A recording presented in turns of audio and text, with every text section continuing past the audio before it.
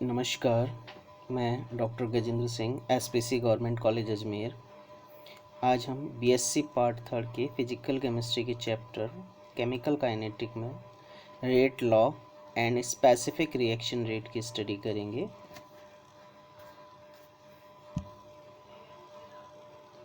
वेग पर सांद्रता की निर्भरता यानी कंसंट्रेशन डिपेंडेंस ऑफ रेट, या हम वेग नियम या वेग व्यंजक यानी रेट लॉ और रेट एक्सप्रेशन, या हम इसे एक और नाम से जानते हैं विशिष्ट अभिक्रिया वेग, स्पेसिफिक रिएक्शन रेट, क्या होते हैं इसको हम देखें।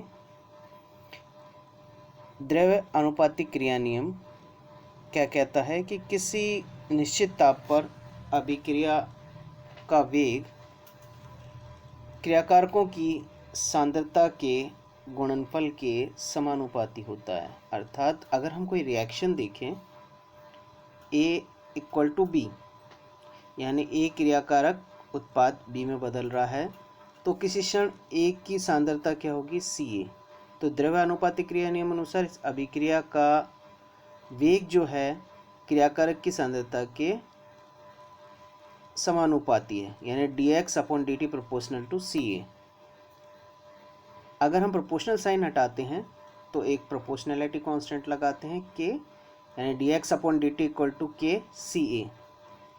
Ca को हम जो कि A की सांद्रता है उसको इस तरह से भी व्यक्त कर सकते हैं सक्रिय द्रव्यमान के रूप में। तो dx/dt equal to k A।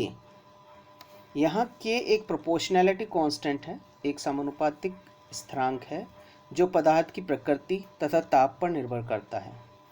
इसे हम और अन्य नाम से भी डिनोट कर सकते हैं, बता सकते हैं, जैसे विशिष्ट अभिक्रिया वेग यानी स्पेसिफिक रिएक्शन रेट, या वेग स्थिरांक वेलोसिटी कांस्टेंट, या वेलोसिटी गुणांक वेलोसिटी कोफिशिएंट, इन नाम से भी बता सकते हैं। यदि स्थिर ताप पर आणविक सांद्रता यानी कि A इक्वल टू 1 हो, तो यहाँ हम इस इक्वेशन में A की वैल्यू 1 रखते हैं तो क्या होगा, dx/dt इक्वल टू k। तो जो विशिष्ट अभिक्रिया वेग है, या हम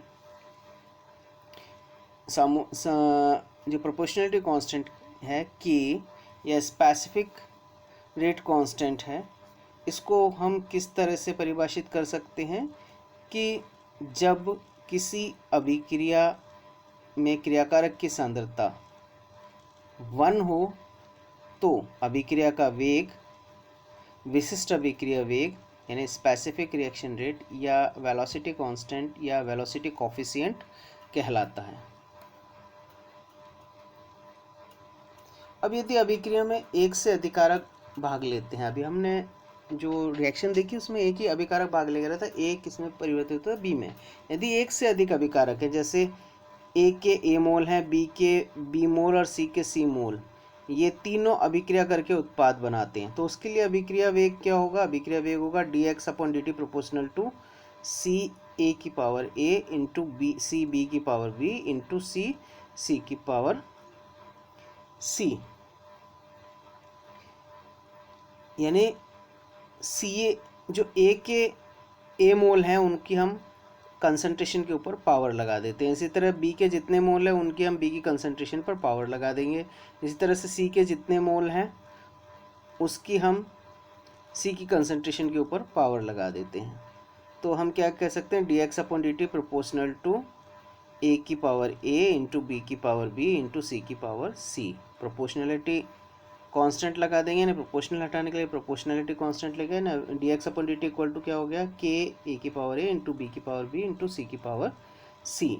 यदि ए बी और सी 1 हो तो उस स्थिति में अभिक्रिया वेग क्या हो जाएगा, k, यानी विशिष्ट अभिक्रिया वेग के बराबर। तो हम विशिष्ट अभिक्रिया वेग को किस तरह से परिभाषित कर सकते हैं, विशिष्ट अभिक्रिया वेग अभिक्रिया के उस वेग के बराबर होता है जब प्रत्येक अभिकारक की सांद्रता यूनिट हो यानी इकाई हो। तो जो ये इक्वेशन है ये हमारी क्या कहलाती है, वे रेट लॉ या रेट एक्सप्रेशन, वेग नियम या वेग व्यंजक। अब अभिक्रिया वेग क्या है हमारा, अभिक्रिया वेग इक्वल टू है dx upon dt equal to K A की पावर a इंटू बी की पावर b। इस संबंध से अभिक्रिया के वेग और क्रियाकारक की सांद्रता के मध्य संबंध प्रदर्शित होता है। इसे हम वेग समीकरण या वेग नियम कहते हैं। इसे वेग स्थिरांक या विशिष्ट अभिक्रिया वेग के का मान निश्चित ताप पर नियत होता है, निश्चित होता है। इसका मान प्राय ताप बढ़ाने पर बढ़ता है और ताप घटाने पर घटता है। के का मान उत्प्रेरक की उपस्थिति में भी बढ़ता है। के का मान सांद्रता पर निर्भर नहीं करता है। अब हम एक एग्जांपल देखें, जैसे NO व H2 जो है वो आपस में अभिक्रिया करके N2 और हाइड्रोजन पेरोक्साइड H2O2 बनाती है। ठीक है, अब H2O2 जो है वापस हाइड्रोजन से अभिक्रिया करके H2 में विघटित हो जाती है। तो ये अभिक्रिया दो पदों में संपन्न होती है। पहले वाला पद जो है स्लो स्टेप है और दूसरे वाला जो स्टेप है वो फास्ट स्टेप है। यानी स्लो स्टेप में NO H2 से अभिक्रिया करके N2 और H2O2 बनाता है और फास्ट स्टेप में H2O2 H2 से अभिक्रिया करके जल के अणु बना लेता है। अब इसके लिए अगर हम वेग समीकरण या वेग नियम लिखें तो किस तरह से लिखेंगे, हमेशा जो अभिक्रिया का वेग मंद गति वाले पद पर निर्भर करता है। यानी रेट ऑफ रिएक्शन हमेशा हम स्लो स्टेप से निकालते हैं या स्लो रिएक्शन वाले स्टेप पर निर्भर करता है। तो यहाँ अभिक्रिया जो है स्लो किस स्टेप में, फर्स्ट स्टेप में, यानी जिसमें NO H2 से अभिक्रिया करके N2 और H2O2 बनाता है। दूसरी जो पद है वो फास्ट है। तो अभिक्रिया वेग क्या होगा, dx upon dt equal to K NO की पावर 2 H2। यानी यहाँ ये प्रथम पद में जो क्रियाकारक भाग ले रहे हैं उनकी सांद्रता पर निर्भर कर रहा है अभिक्रिया वेग। अब वेग समीकरण में केवल उन अभिक्रियाकारकों को लेते हैं जिन पर अभिक्रिया का वेग निर्भर करता है। जिन पर अभिक्रिया का वेग निर्भर नहीं करता उन्हें हम वेग समीकरण में नहीं लेते हैं। यदि कोई अभिक्रिया दो या अधिक पदों में संपन्न होती है तो वेग नियम सबसे मंद गति वाले अभिक्रिया को लेकर लिखते हैं, यानी स्लो स्टेप। ये जैसे ये रिएक्शन दो स्टेप में कंप्लीट हो रही है तो हमेशा जो वेग नियम लिखेंगे वो फर्स्ट स्टेप यानी स्लो स्टेप को लेकर लिखते हैं, क्योंकि अभिक्रिया का वेग सबसे मंद गति वाले पद पर निर्भर करता है। अब हम वेग स्थिरांक के मात्रक और इकाई देखें।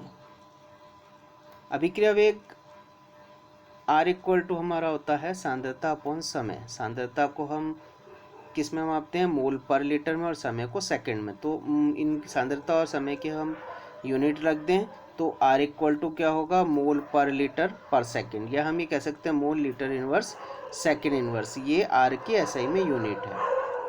अब वेग स्थिरांक के मात्रक ज्ञात करने के लिए हम क्या करते हैं, अभी मान लो कोई रिएक्शन है जिसमें एक से अधिक अभिकारक भाग ले रहे हैं तो उसके लिए अभिक्रिया वेग क्या होगा, dx upon dt equal to K A की पावर a इंटू बी की पावर b इंटू सी की पावर c। इस तरह से आगे चलेगा। तो यहाँ dx अपॉन dt हमारा क्या है, मोल पर लीटर पर सेकेंड, और k जो है हमारा प्रोपोर्शनैलिटी कांस्टेंट है, और a सांद्रता a की हम यूनिट रख देते हैं मोल पर लीटर की पावर a।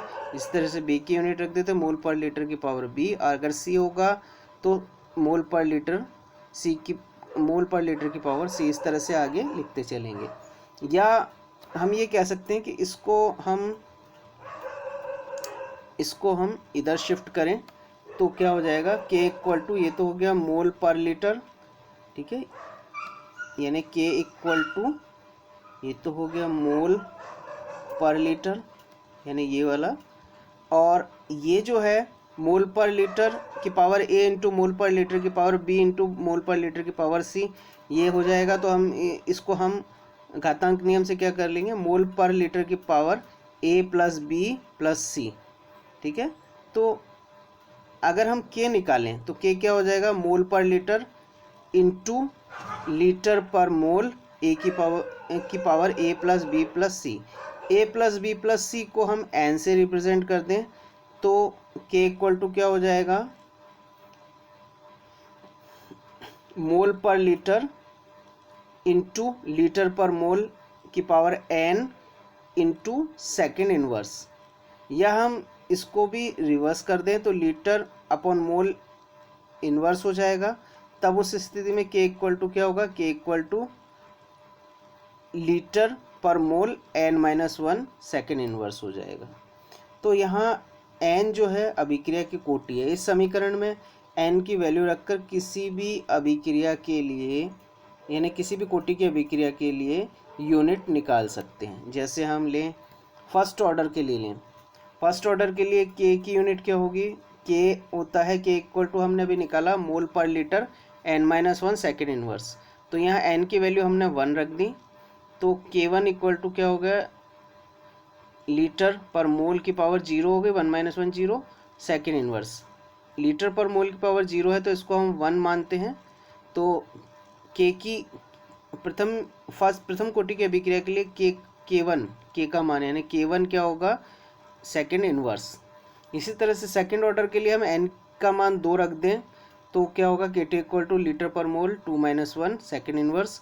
या हम ये कह सकते हैं लीटर पर मोल पर सेकेंड यानी litre mole inverse second inverse. ये हमारी द्वितीय कोटि की अभिक्रिया के लिए मात्रक हो गए, k का मात्रक। इसी तरह से तृतीय कोटि की अभिक्रिया के लिए k का मात्रक k3 हम निकालें, n की जगह हमने 3 रख दिया तो क्या हो गया, लीटर पर मोल की पावर 2 सेकेंड इनवर्स। तो हम ये कह सकते हैं k3 इक्वल टू होगा litre square mole -2 second inverse.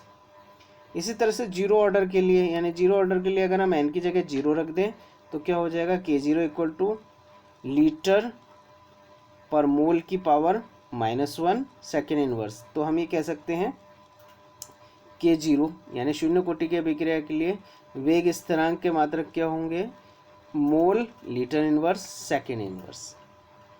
तो इस तरह से हम प्रथम कोटि, द्वितीय कोटि, तृतीय कोटि या शून्य कोटि की अभिक्रिया के लिए वेग स्थिरांक k के मात्रक निकाल सकते हैं। Thank you.